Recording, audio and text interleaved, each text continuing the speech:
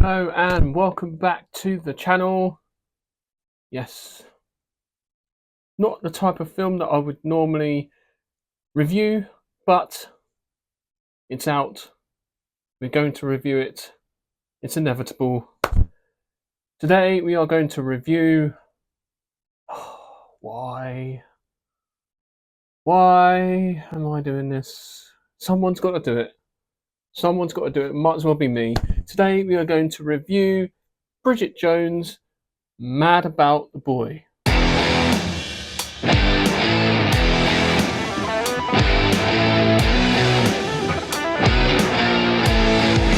Bridget Jones' Mad About the Boy is directed by Michael Morris.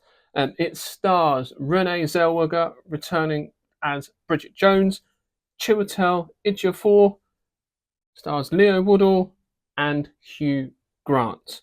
The film is set a few years after the third film, and Bridget Jones is now a single mother with two children, a boy and a girl. Her life has ground to a halt after a tragic death of her husband, Mr. Darcy. 4 years on, still dealing with the loss and the grief from it.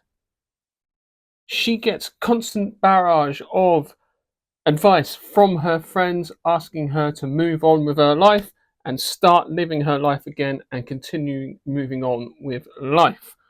On a school run, she encounters a new science teacher that is Mr. Wallaker, that is Chiwetel Ejiofor's character, who she initially doesn't like.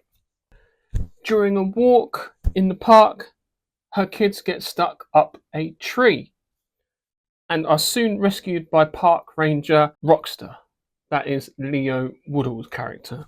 Suddenly, Bridget Jones is thrust into a love triangle and is put out of her comfort zone and has to deal with dating in the modern world through dating apps and social media, while also juggling between being a single mother and a widow. I came into this film with kind of low expectations, while also having not watched the original films for quite some time now, but I hate to say it, but I actually enjoyed it.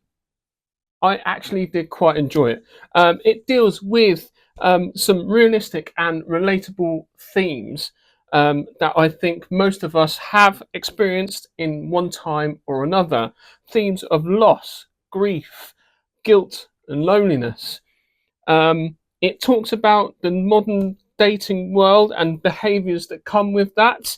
We can hide behind our phones, and when we do eventually meet that person, how quickly we are to make judgments about them, ultimately also ending the relationship without actually ending it, otherwise known as ghosting. Kind of a strange phenomenon, I must say, don't you think? I like that they did something very different with this film, as I think at some stage Bridget Jones has to actually grow up. She couldn't keep doing the same thing over and over again and pining for guys that she can't actually have.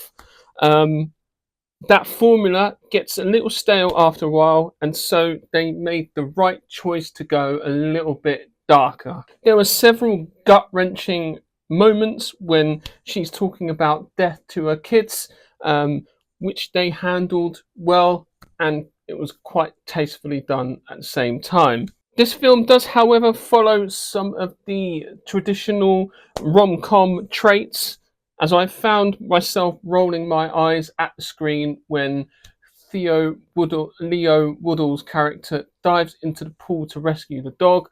I just thought that was a little bit of a reach. He takes his shirt off with every woman sort of ogling him. I get it. I'm not what you call their target audience, but someone's got to do it. Someone's got to take one for the team here, so might as well be me. There are some hilarious moments in the film. All the scenes with Hugh Grant, who seems to be having an absolute whale of a time. He seems to be like loving life in this. Another great scene where Bridget is buying all the condoms on the shelf as there is way too much choice, which is an allegory to the fact that we as a society have too much choice, which can be a good or a bad thing. As she is paying for her items, the store clerk is saying the name of the type of condom that she's getting, with a rather awkward Mr. Wallaker standing behind her, and it was possibly the scene that had the most laughs in the cinema, to be honest with you.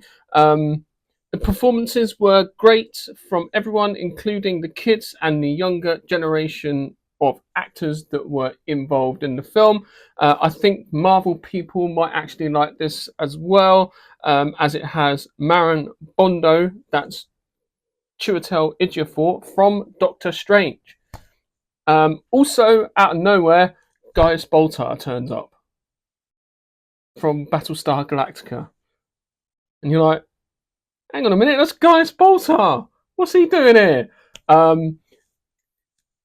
I do remember that he actually did this before doing Battlestar Galactica, so yeah, it kind of makes sense. He comes back for this as well. But yeah, it just made me laugh. There were a few posh twat moments that really did quite annoy me. That seemed unrealistic and a little bit over the top. I was like, oh, come on, fuck off. So annoying. Really was. But that's just a minor detail. Overall, the film was actually good. Like I said, it does deal with some realistic themes and some dark subject matters. For example, you know, how long is it long enough to deal with the grief of a loss of a family member or someone that is close to you? Like, how long do you constantly live with it all the time? Do you learn to deal with it? How long is acceptable to mourn the loss of somebody? And this is something that Bridget is actually dealing with throughout the film, which I think was a very good character moment for her. So I definitely feel that that was an area that they hadn't really sort of dealt with in the previous films. So yeah, so very, very good on that front. Overall, the film is actually good. The question is, do you watch it, shortlist it, or skip it? I would say watch it. I wouldn't really class this as a rom-com, to be honest.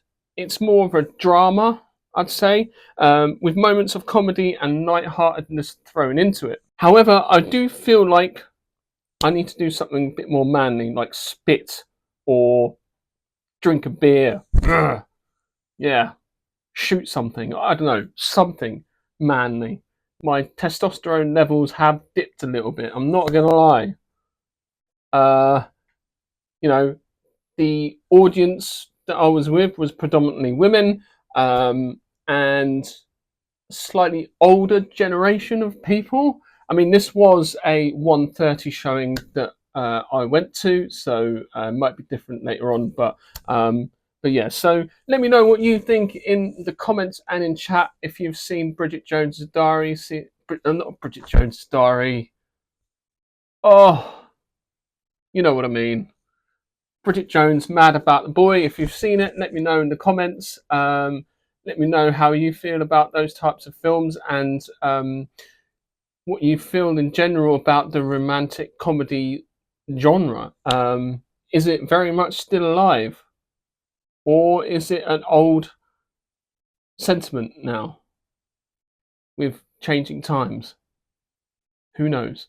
But yeah, hope you enjoyed this video. As always, like and subscribe to this channel. It means a great deal, and I shall see you in the next video, probably tomorrow, because I'm no doubt going to be watching Captain America and doing a review of that. So watch out for next few weeks. There's some big films coming out. So yeah, see you later.